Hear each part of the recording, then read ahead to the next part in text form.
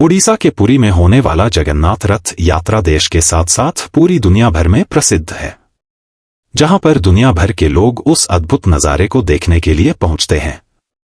बता दें, हर साल आषाढ़ माह में भगवान जगन्नाथ की रथ यात्रा निकाली जाती है। इस यात्रा में भगवान कृष्ण के साथ साथ भाई बलभद्र और बहन सुभद्रा को भी विराजमान किया जाता है। बता दें कि इस साल जगन्नाथ रथ यात्रा 7 जुलाई से आरंभ हो रही है, जो 16 जुलाई को समाप्त होगी।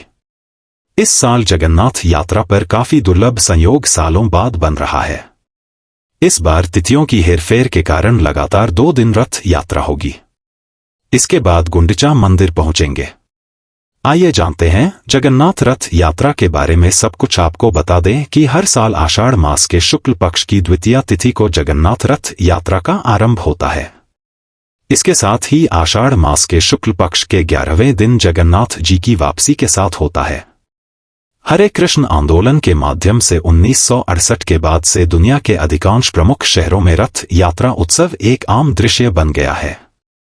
स्थानीय अध्याय दुनिया भर में 100 से अधिक शहरों में सालाना त्योहार मनाते हैं। जगन्नाथ रथ यात्रा के दौरान आमतौर पर पुरी में मंदिर के गर्भगृह में तीनों की पूजा की जाती है, लेकिन एक बार आषाढ़ के महीने के दौरान ओडिशा का बरसात का मौसम आमतौर पर जून या जुलाई के महीने में पड़ता है, उन्हें बड़ा पर लाया जाता है। डंडा पुरी की मुख्य सड़क और यात्रा 3 किलोमीटर श्री गुंडिचा मंदिर तक विशाल रथ में जनता को दर्शन पवित्र दृश्य की अनुमति देता है। इस त्योहार को रथ यात्रा के रूप में जाना जाता है, जिसका अर्थ है रथों की यात्रा। रथ विशाल पहिए वाली लकड़ी की संरचनाएं हैं, जो हर साल नए सिरे से बनाई जाती हैं और भक्तों द्वारा खींची जाती हैं। जगन्नाथ का रथ लगभग 45 फुट ऊंचा और 35 फुट वर्गाकार होता है। पुरी के कलाकार और चित्रकार रथों को सजाते हैं और पहियों पर फूलों की पंखुड़ियों और अन्य डिजाइनों को चित्रित करते हैं। लकड़ी के नक्काशीदार सारथी और घोड़े और सिंहासन के पीछे की दीवार पर उल्टे कमल। रथ यात्रा को श्री गुंडिचा यात्रा भी कहा जाता है। रथ यात्रा से जुड़ा सबसे महत्वपूर्ण अनुष्ठान छेरा पहरा है। त्योहार के दौरान गजपति राजा एक स्वीपर की पोशाक पहनता है और चेरा पहरा पानी से झाड़ू अनुष्ठान में देवताओं और रथों के चारों ओर झाड़ू लगाता है। गजपति राजा रथों के सामने सड़क को सोने की झाड़ू से साफ करते हैं और अत्यंत भक्ति के साथ चंदन का पानी और पाउडर छिड़कते हैं। परंपरा के अनुसार हालांकि गजपति राजा को कलिंगन साम्राज्य में सबसे ऊंचा व्यक्ति माना जाता है, फिर भी वह जगन्नाथ को नीच सेवा प्रदान करता है।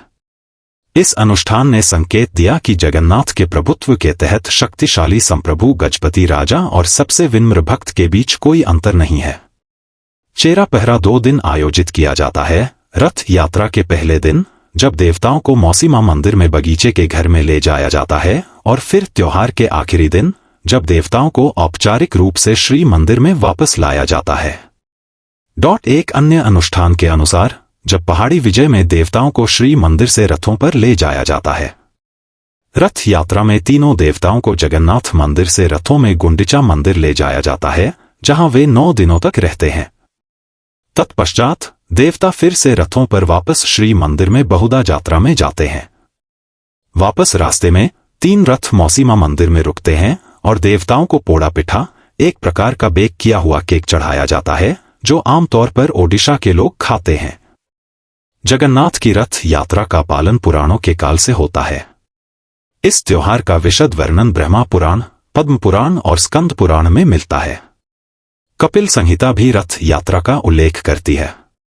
मुगल काल में भी राजस्थान के जयपुर के राजा राम सिंह को 18वीं शताब्दी में रथ यात्रा के आयोजन के रूप में वर्णित किया गया है। ओडिशा में मयूरभंज और परलाखेमुंडी के राजा रथ यात्रा का आयोजन कर रहे थे। हालांकि पैमाने और लोकप्रियता के मामले में सबसे भव्य उत्सव पुरी में होता है। इसके अलावा स्टार्जा ने लिखा है कि शासक गंगा वंश ने 1150 ईस्वी के आसपास महान मंदिर के पूरा होने पर रथ यात्रा की स्थापना की थी। यह त्योहार उन हिंदू त्योहारों में से एक था जिसकी सूचना पश्चिमी दुनिया को बहुत पहले ही मिल गई थी। पोर्डेनोन के फ्रायर ओडोरिक ने 1316 से 1318 में भारत का दौरा किया। मार्को पोलो द्वारा ज्योनीज जेल में अपनी यात्रा के खाते को निर्धारित करने के कुछ 20 साल बाद 1321 के अपने स्वयं के खाते में ओडोरिक ने बताया कि कैसे लोगों ने रथों पर मूर्तियों को रखा और राजा और रानी और सभी लोगों ने उन्हें गीत और संगीत के साथ चर्च से खींचा। रथ यात्रा जनता के साथ रथ में यात्रा है। यह आमतौर पर देवताओं की एक जुलूस यात्रा को संदर्भित करता है। लोगों को देवताओं की तरह कपड़े पहनाया जाता है या केवल धार्मिक संतों और राजनीतिक नेताओं को। यह शब्द भारत के मध्ययुगीन ग्रंथों जैसे पुराणों में प्रकट होता है, जिसमें सूर्य देवता, देवी, माता देवी और विष्णु की रथ यात्रा का उल्लेख है। इन रथ यात्राओं में विस्तृत उत्सव होते हैं, जहां व्यक्ति या देवता मंदिर से बाहर आते हैं और जनता उनके साथ क्षेत्र सड़कों से होते हुए दूसरे मंदिर या नदी या समुद्र तक जाती है। कभी कभी उत्सव में मंदिर के पवित्र स्थान पर लौटना भी शामिल होता है। मणिपुर में रथ यात्रा की प्रथा 19वीं शताब्दी में शुरू की गई थी। खाकी नगम्बा क्रॉनिकल में उल्लेख किया गया है कि अप्रैल या मई 1829 में सोमवार को मणिपुर के राजा गंभीर सिंह खासी के खिलाफ ब्रिटिश अभियान पर सिलहट से गुजर रहे थे। सिलहट के मुस्लिम और हिंदू समुदायों द्वारा क्रमशः 2 जुलूस तैयार किए जा रहे थे। सिलहट के इतिहास में मुहर्रम का इस्लामिक महीना एक जीवंत समय था, जिसके दौरान ताजिया जुलूस आम थे। यह उसी दिन हुआ था जिस दिन रथ यात्रा हुई थी। संभावित सांप्रदायिक हिंसा को भांपते हुए सिलहट के फौजदार गनर खान ने हिंदू समुदाय से अनुरोध किया कि वे अपने त्योहार में एक दिन की देरी करें।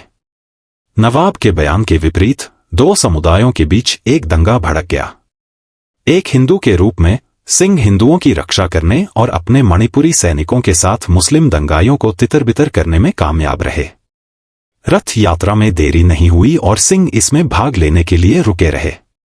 हिंदू समुदाय द्वारा उनके विश्वास के रक्षक के रूप में सम्मानित उन्होंने जुलूस का आनंद लिया और रथ यात्रा मनाने और मणिपुर की अपनी मातृभूमि में जगन्नाथ की पूजा करने की प्रथा शुरू की।